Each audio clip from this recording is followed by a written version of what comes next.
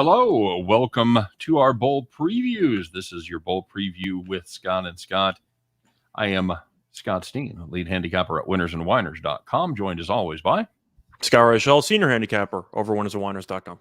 And together we do a show each and every day, 3 p.m. Eastern, 2 p.m. Central, called Heading Back to the Window with Scott and Scott, where we break down our favorite plays of the day and get everybody in the comment section involved as well. But we're taking a special project this bowl season, and we're doing a individual video on each and every bowl game. So welcome aboard to bowl game number 18 already, Scott. 18. This is the Military Bowl presented by Peraton. Any idea what Peraton does? That's a good question. Is that like Peloton's cousin? Is the Asian version of Peloton? No, Peraton. Is that Peloton's cousin? It is not. They are a next generation national security company. This is my favorite slogan of all time, Scott. They're committed to doing the can't be done. What does that even mean? It means they've gone where no man has gone before. We're committed to doing the can't be done. That should be the slogan of the Jacksonville Jaguars. That just seems like you're walking into a do not enter like sign. Yeah. They see a one-way sign on the street and say, no, we're going to venture where no person's gone before. They're cleaning That's what Peraton does. They're cleaning up the cyber crime scene. So if you ever see one person driving the wrong way on a highway, it's a Peraton employee. That's what they're trying to tell you. Okay.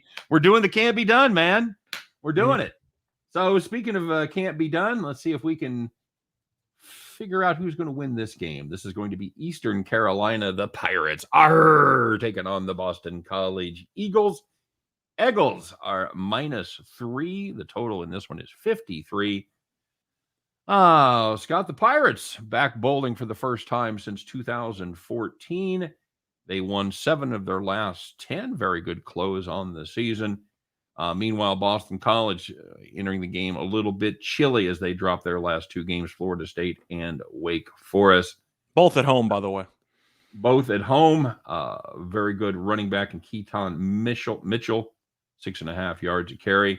Scott, the difference to me in this game is this Boston College team, which really struggled to score without Phil Jerkovich at the helm as far as quarterback goes. And he will be starting this game. Missed most of the 2021 season, but he is back. The wrist injury is healed, and that's part of the reason his absence was part of the reason the Eagles ranked 106th in the nation with 184 passing yards per game. Not good. Jerkovich gives them an extra element that they do not have. They have a very, very good offensive line. 3 guys probably going to be playing on Sunday: Zion Johnson, Alec Lindstrom, and Tyler Vrabel. That name sounds familiar.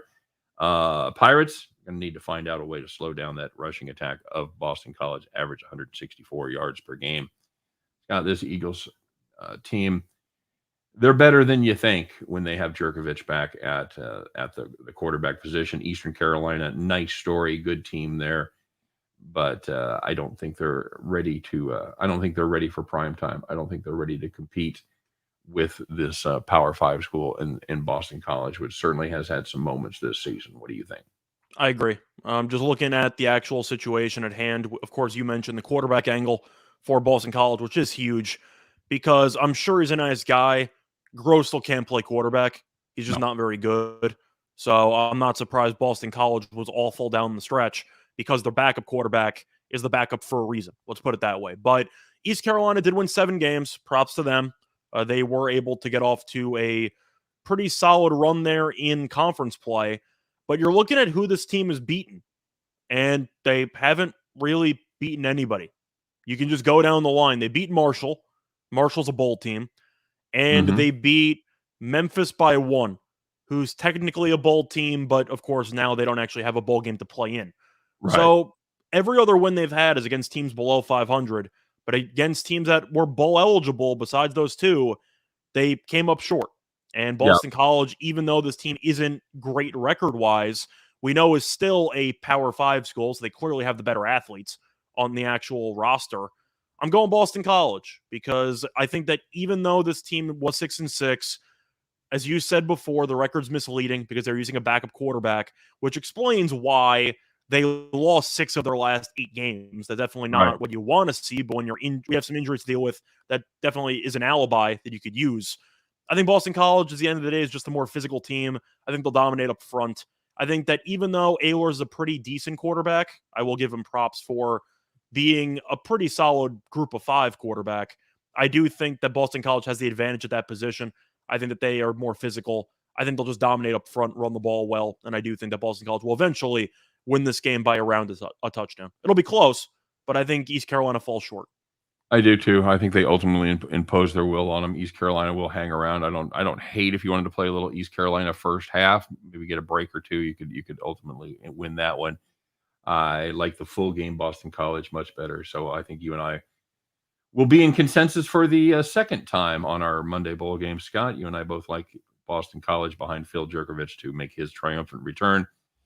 As far as the total goes, I like the over. I think it gets a little bit trickier because this is a Boston College team. Again, you have to look at their body of work and say, well, the under has cashed in 7 of their last 8, so you've got to play the under, but you got to remember most of those games were played without an actual competent quarterback that could throw the ball down the field. So I just don't know how much Eastern Carolina is going to contribute. Scott, I'm going to fade you here. I'm going to go the other direction. I'll take the under 53. I think this turns into a little bit more of a grind. I certainly understand why you're taking the over. Certainly a possibility that it's a little undervalued there with Jerkovich making the return. So, well, of course, I can't fully state how the Georgia State Ball State game's going to go. As of right now, you have 14 points relatively early. But I like the over in that game, for example, which might age horribly. But I liked it because I actually like both quarterbacks that are playing. And I feel like if you're going to be taking a stand here with an over in the low 50s, I think it's a pretty fair assumption that if both quarterbacks actually are competent, they shouldn't move the ball in this game because both defenses aren't exactly the creme de la creme. Yep. Very true. Very true. So I'll take the over. I think this game gets into the mid-50s. Okay. That's gonna do it. As Scott and I both agree on Boston College minus the 3, we split on the total. I've got the under 53 while Scott has the over.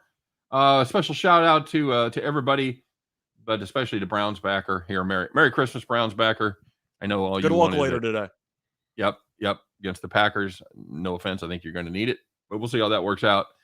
Packers are a hell of a team. Browns really need that win, so hopefully you guys can steal one there up at Lambeau Field. So, Merry Christmas, Happy Holidays to everybody. Have a great week, guys. It's Monday. We've got a couple of bowl games and a little Monday Night Football, so it should be some fun. Everybody have a great holiday week. Have a great Christmas if you're watching this today. And Scott and I will be back, as always, with our daily show. We'll be back Monday, 3 p.m. Eastern, 2 p.m. Central, as we once again attempt to head back to the window. You guys have a great day. Thanks for watching. Good luck. Let's cash some tickets today, and we'll see you next time. Take care, everybody.